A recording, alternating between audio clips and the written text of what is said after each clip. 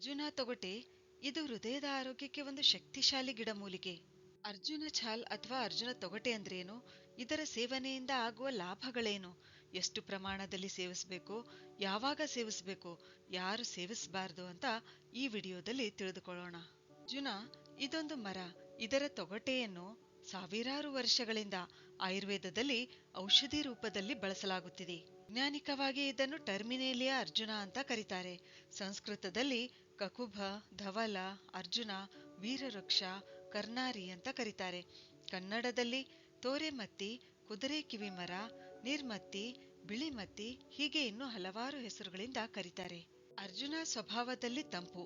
ಇದು ಕಫ ಮತ್ತು ಪಿತ್ತ ದೋಷಗಳನ್ನು ಶಮನ ಮಾಡುತ್ತೆ, ಆದರೆ ವಾತದೋಷ ಹೆಚ್ಚಿಸುತ್ತದೆ.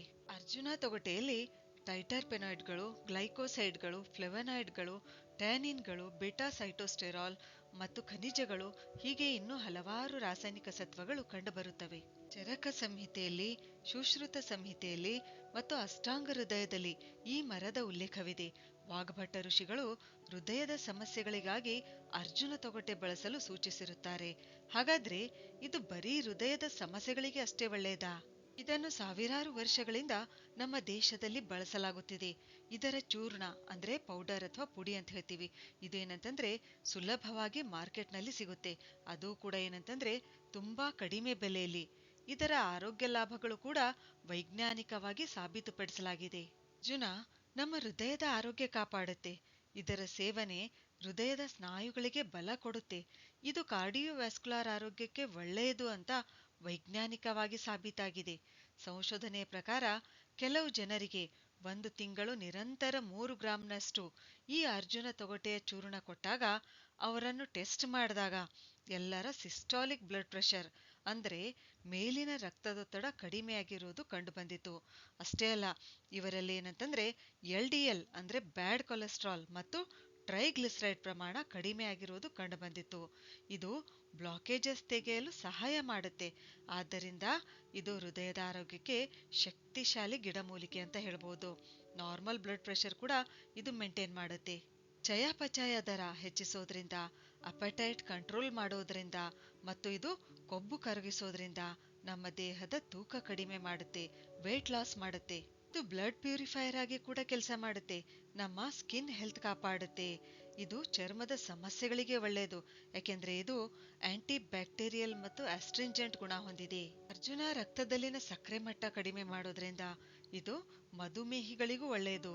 ಆಂಟಿ ಆಕ್ಸಿಡೆಂಟ್ಸ್ ಗಳಿಂದ ಸಮೃದ್ಧವಾಗಿರೋದ್ರಿಂದ ಇದು ನಮ್ಮ ದೇಹದಲ್ಲಿ ಫ್ರೀ ರ್ಯಾಡಿಕಲ್ ಗಳಿಂದ ಉಂಟಾಗ್ತಕ್ಕಂಥ ಹಾನಿಯನ್ನು ತಡೆಯುತ್ತೆ. ಅಂದ್ರೆ ಕ್ಯಾನ್ಸರ್, ಹೃದಯ ಸಮಸ್ಯೆಗಳು, ಆರ್ಥ್ರೈಟಿಸ್, ಮಧುಮೇಹ ಇಂತಹ ಗಂಭೀರ ಕಾಯಿಲೆಗಳನ್ನು ಉಂಟಾಗಲು ಬಿಡಲ್ಲ. ಜೀರ್ಣಾಂಗ ವ್ಯೂಹದ ಆರೋಗ್ಯ ಕೂಡ ಕಾಪಾಡುತ್ತೆ. ಇದು ಅಸ್ಟ್ರಿಂಜೆಂಟ್ ಟೇಸ್ಟ್ ಅಂದ್ರೆ ಒಗರು ರುಚಿ ಹೊಂದಿರೋದ್ರಿಂದ ಪದೇ ಪದೇ ಮಲ ವಿಸರ್ಜನೆ ಆಗುತ್ತಿದ್ರೆ, ಸ್ಟಿಕ್ಕಿ ಸ್ಟೂಲ್ ಇದ್ರೆ ಅಂದ್ರೆ ಅಂಟಂಟಾಗಿರ್ತಕ್ಕಂಥ ಸ್ಟೂಲ್ ಇದ್ರೆ, ಅಥವಾ ಲೂಸ್ ಮೋಷನ್ ಅಂದ್ರೆ ಅತಿಸಾರ ಇದ್ರೆ ಅದನ್ನು ತಡೆಯುತ್ತೆ. ಅಷ್ಟೇ ಅಲ್ಲ, ರಕ್ತಸ್ರಾವ ಕೂಡ ತಡೆಯುತ್ತೆ.